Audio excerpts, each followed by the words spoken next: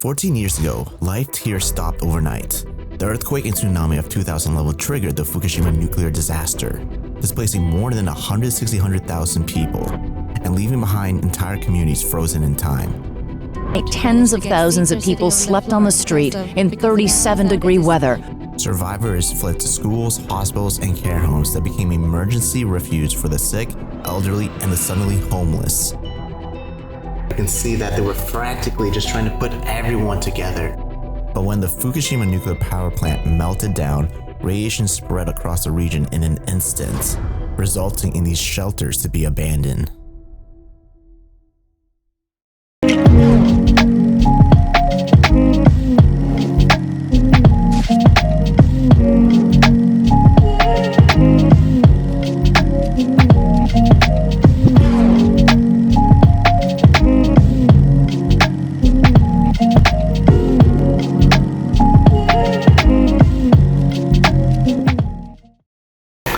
What's up, guys? So we just made it to this abandoned hospital in Fukushima.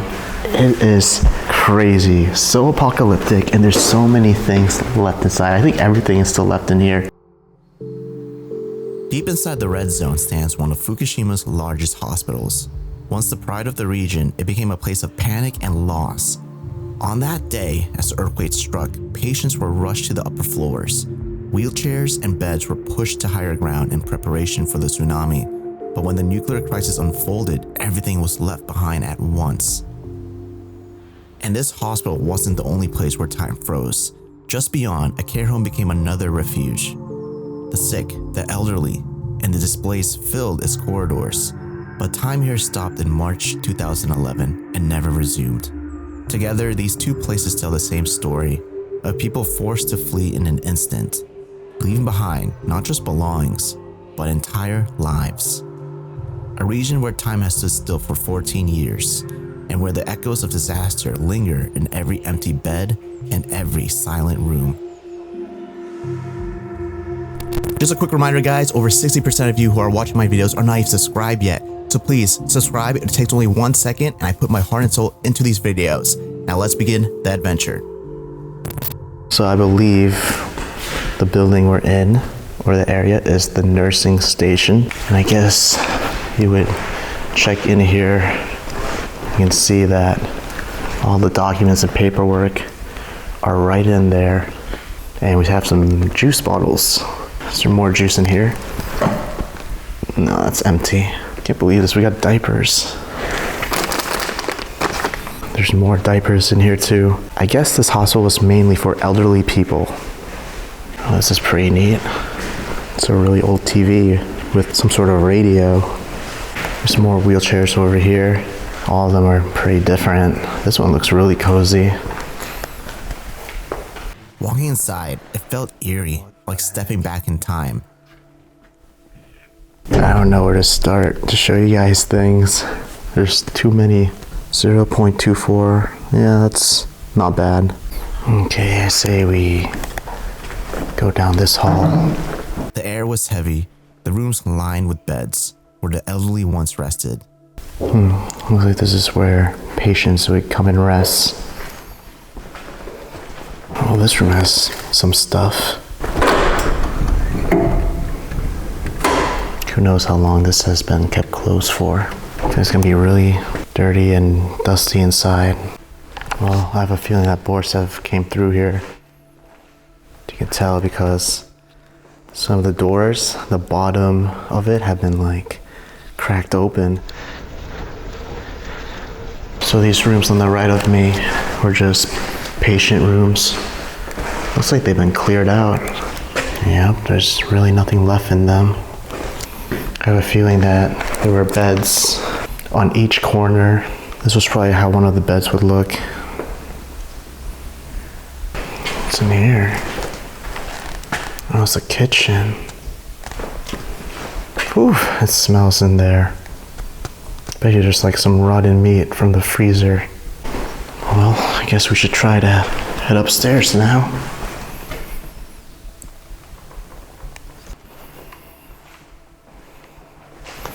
Oh, we got some water damage down there. I have a feeling down there leads into the next building. So let's try to explore down this hallway.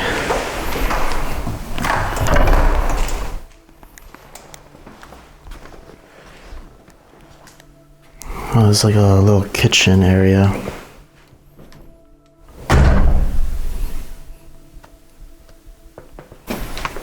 Okay, so it's almost the same layout as the first floor. This is another front desk for the patients to talk to the staff members. Oh, I wonder what this was for. What do you think could be inside it? Someone was collecting stuff, or maybe it's just laundry. Yeah, I think it's laundry. I can see some clothes in it. Considering it's the same layout, I'm guessing the first floor would have looked like this too. It's colorful, it has like Christmas colors. So on the first floor, we checked out that hall, but we never got to see the rooms on this side. Yeah, they're just patient rooms. These ones have their own balcony, which is quite nice. Oh wow, this one has a lot of things in it. Some of the first spaces already told their story. Family photos on the counters, gifts still hanging on the walls. I'm guessing like they would live in here too. You can see some gifts the family would send to their grandmother. Things once meant to bring joy now sit here, abandoned. Way too many things compared to others. Sad to see that these gifts were of something special and now they're just left here. Here's the bed on the other side. Oh, those are some really nice boots. I kind of want to go out here. Well, I can see no one has opened this for a long time. They were hanging their socks right here. Let's see if we can open this. It's super rusty, it won't even budge. Maybe we can find a different room with a door that will open.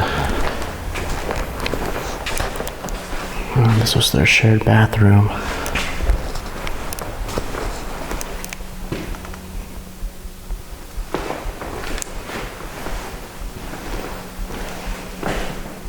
Everywhere I looked, there were signs of lives cut short in an instant. A stuffed animal left behind, personal belongings scattered across rooms. These little details made the place feel personal, not just abandoned. It's like the cutest stuffed animal you can get.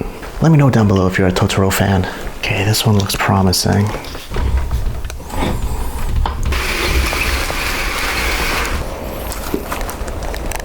Oh, this is really nice. It's like a shared balcony. You're not really getting a lot of privacy if it's like this though, because you can just easily peek into other people's rooms. You can even peek through the bathroom. Yeah, here's a good look on how overgrown the complex is. You can see some abandoned cars over there. This must have been a beautiful place at one point. Felt really good to get a little bit of fresh air, but back in we go. I'll close this back up so the weather doesn't damage the room. Let's check one more room before moving forward. Oh, this one has a lot of stuff too. This reminds me of like a teenager's room. I also noticed that there's a third floor. Yeah, I think we should just quickly look upstairs on the third floor before moving on to the next building.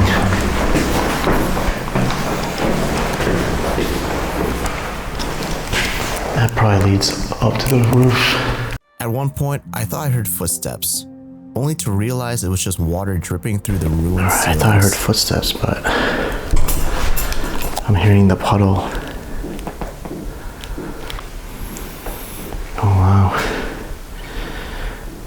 Yeah, the only way to get to the next building is through the second floor.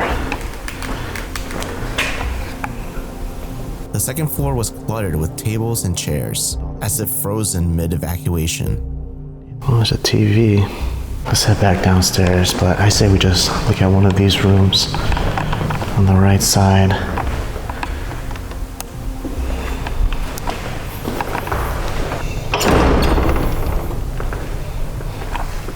In one room, sunlight had bleached calendars on the walls. Photos of girls were still taped up, magazines scattered on the floor. It made me wonder, who were these patients? Oh gosh, there's porn magazines. I'm just trying to figure out who are these patients and how old they were. Was it all ages that would stay here? Or was it just only elderly people? Because it feels like a care home on this side of the building. And there's also a balcony on this side too.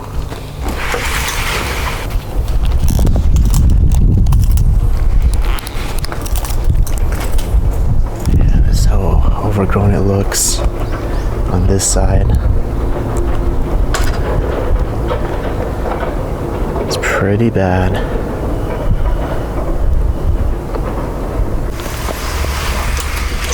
Okay, let's just make sure there's nothing we're missing upstairs. I'm pretty sure this will lead to the rooftop. Higher up, rusting elevator machines sat untouched. Those are just machines for the elevators. This is locked.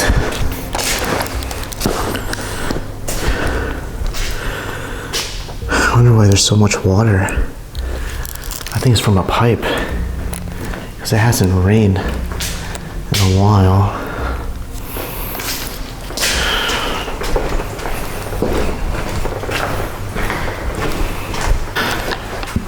At first I thought that was a mirror. It's actually a door within a door.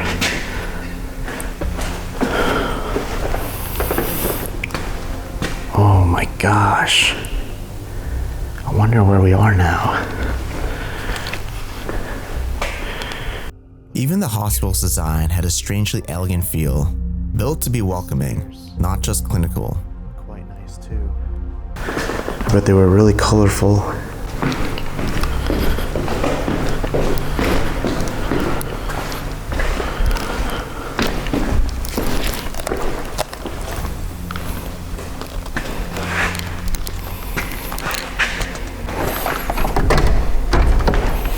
That's locked. There's doesn't seem to be a lot here. And it looks like these rooms are closed.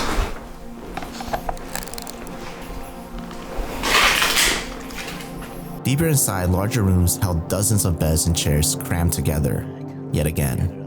I can imagine the staff rushing here, desperately trying to care for everyone during the chaos. And I feel like this used to be like a cafeteria. All their shoes are just in here. I say we check down here really quick. We've been on that side before. So I guess we have to go back to the second floor and cross another bridge to get to the final building. Oh, this bridge is nice. I like the design of it. Stepping into the last building, I immediately spotted something strange on the ground. I want to say a big thank you to today's sponsor. We're partnering again with Pair Eyewear.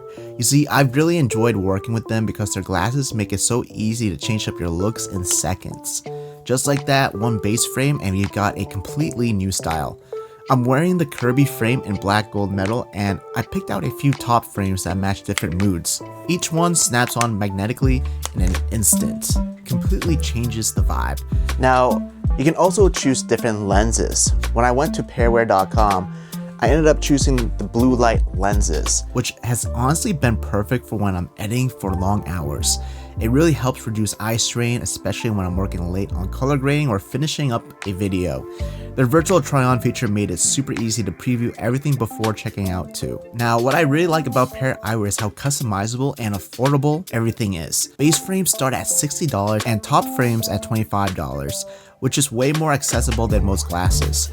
The suntops are polarized too, which makes them perfect for outdoor filming and travel days. And beyond the product itself, I really respect that they give back through their A Pair for a Pair initiative. For every pair you buy, they help provide glasses to a child in need. If you want to grab your own, click the link in my description box and use code SteveRonin15 in all caps to save 15% off your first pair of frames, or scan the QR code right here on the screen. Big thanks again to Pair Eyewear for sponsoring today's video.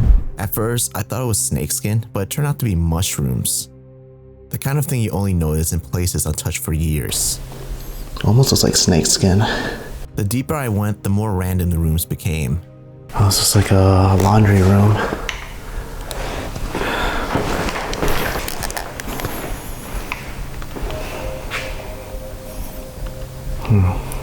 There's some sort of office. Dang. Looks like they're beginning to take out some of the TVs and gathering them up here. This looks like a meeting room.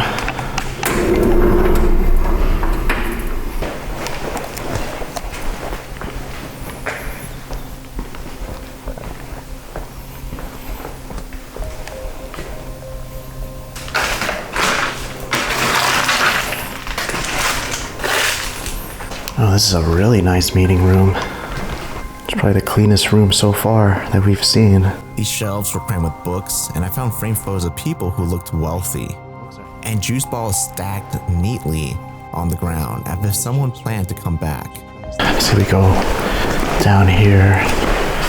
Oh, what's this machinery? Mobile art. I'm really not sure. If you happen to know, leave a comment down below. Holy crap, it's a beehive. Or I don't know if a beehive would be on display. Maybe there was something here and the bees created a beehive inside. Yeah, there's some dead bees I can see. That's crazy. What? How do they even leave this? That's unbelievable. That's the craziest find in Fukushima. A radioactive beehive in a display. Oh, this is a cool little bridge.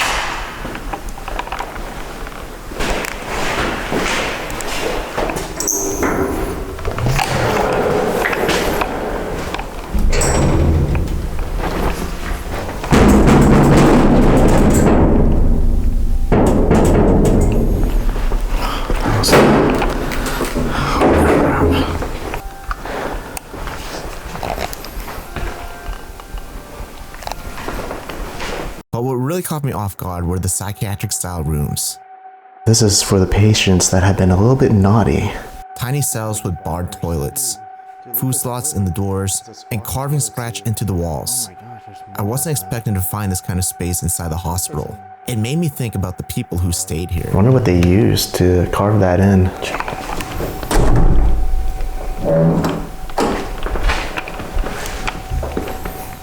Well, when the Fukushima disaster happened, they had to take them out of here. And this is how they would bring them food through this thing. Yeah, this is nuts. I was not expecting to find this in the hospital. Here's the last one. Pretty much the same thing as others. Oh, there's more carvings on this side. I feel like whoever stayed here was pretty out of it to be able to do that. That was pretty cool over there. We haven't really checked out this room yet, but it looks like a little break room. It's kind of weird that the psychiatric cells would be right there. It's like a foldable knife.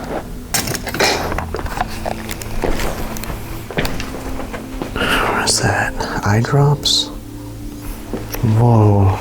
So many random things on this floor. Like, why would you have electric shavers right here? It's just a big old lounge room. So So we're on the 3rd level. This floor has a lot of stuff in it compared to the 2nd floor. And yeah, the mold is really bad down here. What kind of rooms were these?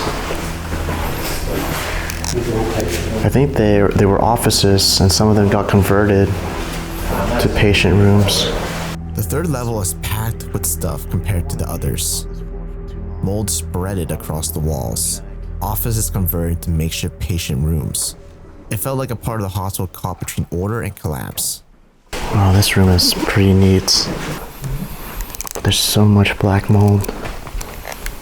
I don't want to be here for too long. But look at this doll. That caught my attention. Pretty creepy. This still has blood in it. I'm assuming we're in an ICU.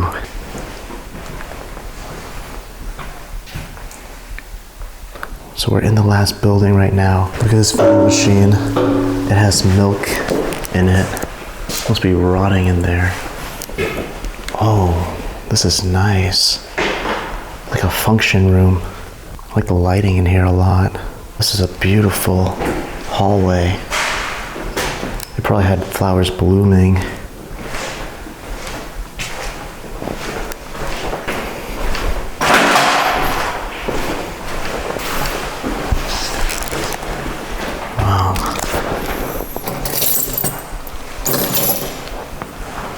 Just looks like a regular office though. Oh, that's an exit. There's some more offices. Oh, nice. An Olympus camera.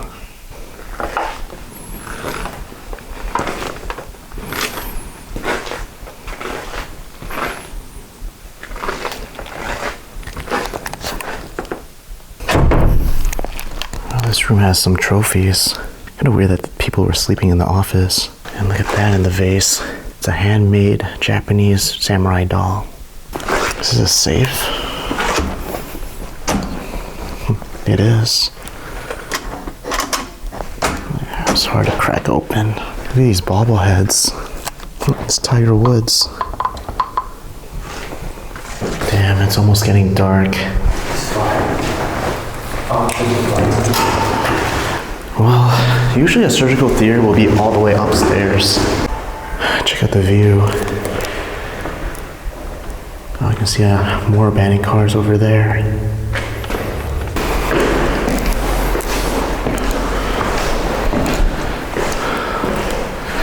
No way.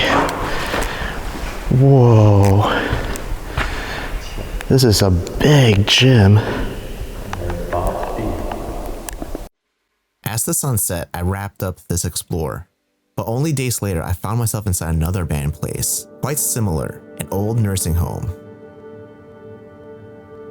Stepping inside the next building, immediately felt eerie.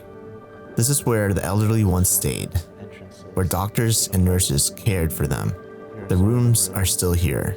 Whoever was staying on this bed has pictures of her family right there on the counter. I think compared to the other beds, the family members would often visit the person staying here. Look, she even has a lot of gifts posted on this board. And that's how she would look like over there. Looks like a nice grandma. I wonder what could have happened to her when the disaster happened. Hopefully she evacuated safely. Yeah, I can't believe just how much stuff is still left in here. It's as if time froze. And as I'm walking in these rooms, as I'm walking through the rooms, I'm like going through cobwebs. What the heck? There's so many cobwebs in here. They can hardly see. I don't even think my camera's catching it. This looks like someone's grandfather was staying here. Here's a calendar. That one ends on March 3, 2011, right when the Fukushima disaster happened. Man, it's so sad to see all the gifts from the family members just left here. This room has a bunch of photos posted on the walls. Well, they all look really happy to be here. It must have been a nice care home. This This is a really cute stuffed animal. Here's another calendar. These are actually quite famous attractions in the area. Some of them are closed off still. Okay, well, we checked out most of the restrooms. There's another one right here, and that says restroom in Japanese. You still have some of the equipment.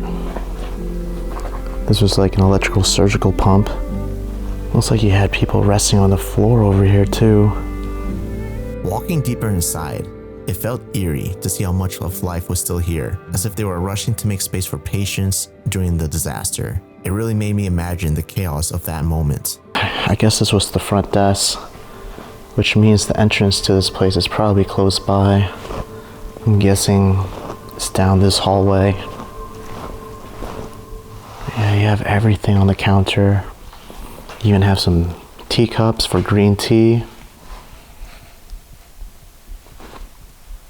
It feels so eerie just being here. And it's so quiet too. The ceiling is quite nice. You have all the paperwork still, all right here. That's quite a nice printer too. All these things have been contaminated, so you know they're pretty useless. I think when it comes time when they have to demolish this place, they're just gonna throw everything away. I can't believe this is the type of PCs we had back around 2010. Check out this room. So that says dining. As I explored, I kept thinking about what it must have been like for the elderly patients here, scared, sick, or injured, while their families far away, worried about whether they were safe. That fear is still etched into this place. Okay, there must be a way to that room. Oh, I think it's through here.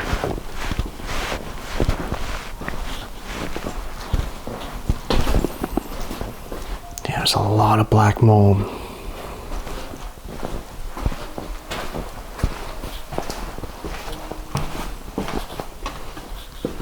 I'm guessing this was like the dining hall, but they converted it to a restroom. You know, they probably had a lot of people coming here during the disaster, and they had to take care of them. It must have been such a scary moment. The signs are just everywhere. You can see that they were frantically just trying to put everyone together. And you gotta think about it. These are elderly people. Maybe they're injured, maybe they're sick. Hey, check this out. Look at that. Still got the vending machines perfectly intact. Everywhere I turned, there were reminders of daily life. Vending machines still intact, snacks and drinks left out. There's just beds everywhere. But I wonder how long they got to stay here for. Because eventually, you know, everyone just had to evacuate this entire region. Oh, this is nice. Got some like traditional tatami floors. Looks like people were sleeping over here. What the heck? We got TEPCO towels. That's the electrical company that also owns the nuclear power plant. Here's another entrance. I feel like, you know, they were quite busy handling everyone. And perhaps they left out food and snacks for the people that were rushing in here. I can see like some drinks and cups and some snacks on this table. I guess they would bring some of the patients on field trips.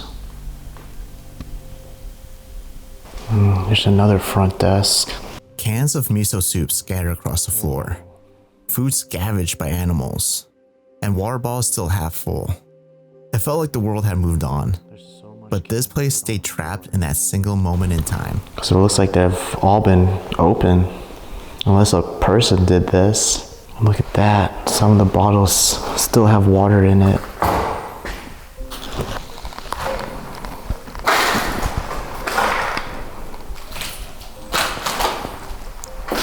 Whoa. There's so many shoes still left here. Some of them are even wrapped in plastic. A little bit strange, but it looks like some of the shoes have even been marked.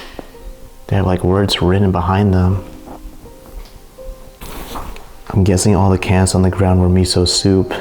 I can see the box for it. This was definitely the main entrance. You know, this is where they would check the patients in. This table doesn't look that bad. Computer's still set up quite nice. Yeah, these are more restrooms. I guess we should check them out. We're almost done exploring this complex. Oh, this one's different from the other ones we explored.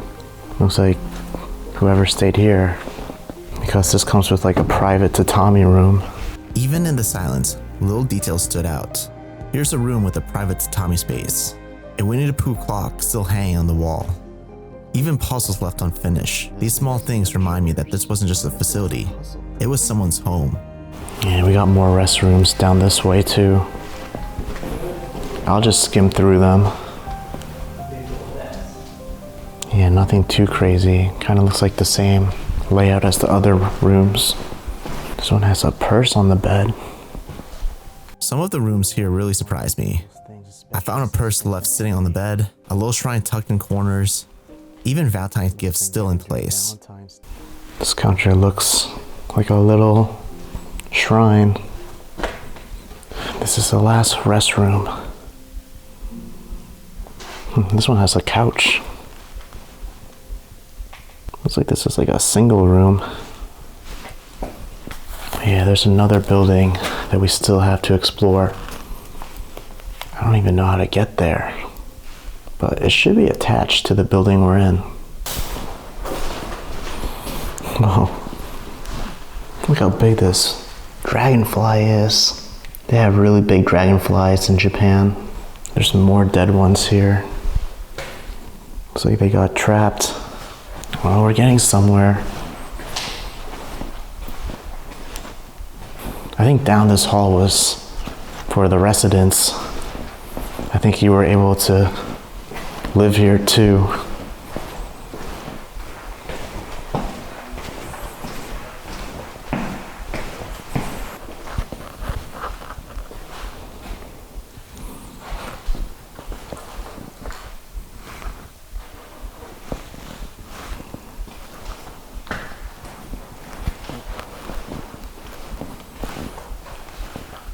Guess we'll see what's around here.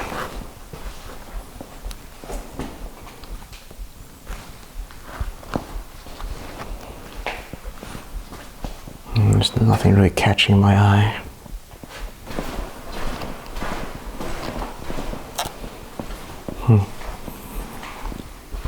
This kind of looks like some tray machine. Perhaps they would keep food here, or this is where people would put their tray once they were done eating. Oh, this is a nice courtyard. It's really overgrown. Maybe we can check out some of the rooms pretty soon. I bet you these vending machines still have drinks in them. Oh, okay. This part of the building has a second floor. But we'll explore the bottom floor first. And over here, you had a designated smoking area. Man, this complex is huge. It's bigger than I thought.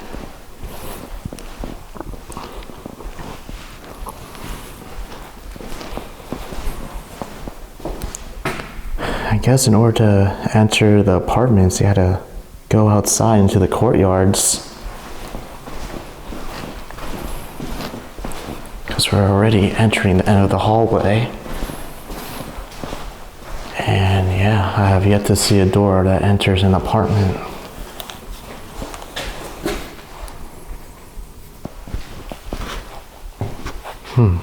I wonder where I am. Oh, there's a map right here.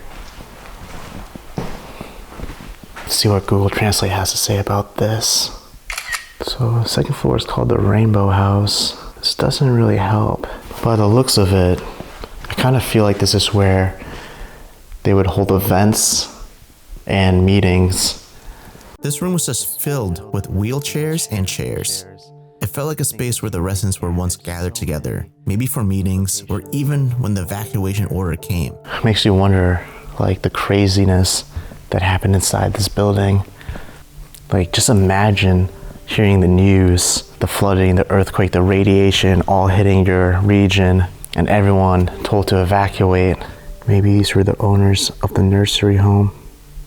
I think someone wasn't feeling well and they had to make a little bed for them. He was probably sleeping here. Are these oxygen tanks? Perhaps they had to perform CPR to some of the patients that were very nervous. Oh, this must have been the comfiest chair. I think you were able to stroll around with this. These were just conference rooms.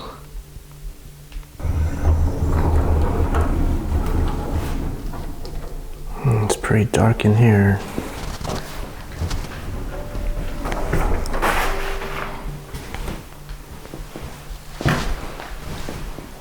I noticed that the resident rooms were simple studios. A bed, a kitchen corner, a photo or two on the walls. One had family pictures, maybe of the person who lived here with their daughter or spouse. Perhaps this is where they're from. I'm not sure where this is. Oh, it's located in Portugal. Okay, it's definitely not where they're from. Oh, it even has the pictures of whoever stayed in the room.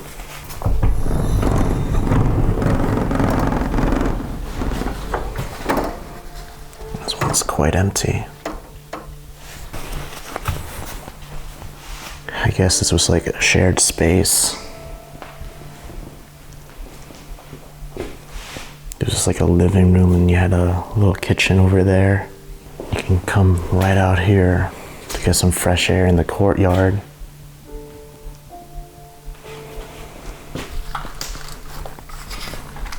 It's locked.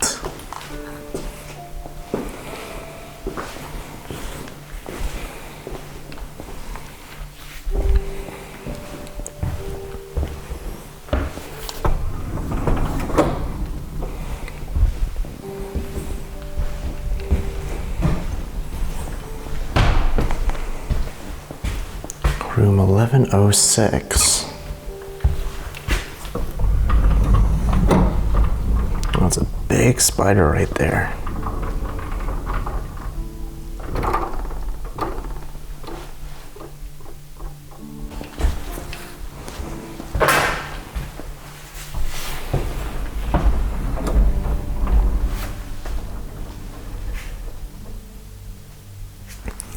You were able to get out to the back as well from here. Wow, even the patients had to be laid outside their rooms too. These were shared lounges with kitchens and little spots to step into the courtyard for fresh air. Even now, with cobwebs everywhere, you can still imagine this place once being alive and full of voices. Yep, it's all really similar. By the time I looked back around, I realized how massive this place really was. Hallways, rooms, courtyards, all repeating over and over. It makes me think maybe they even divided residents, like men on the first floor and women on the second.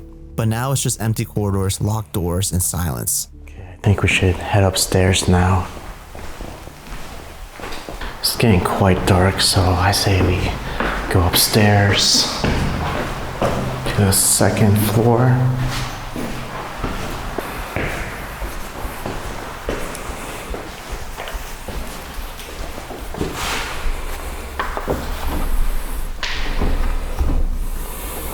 This door's locked. Down. Unless it's these doors.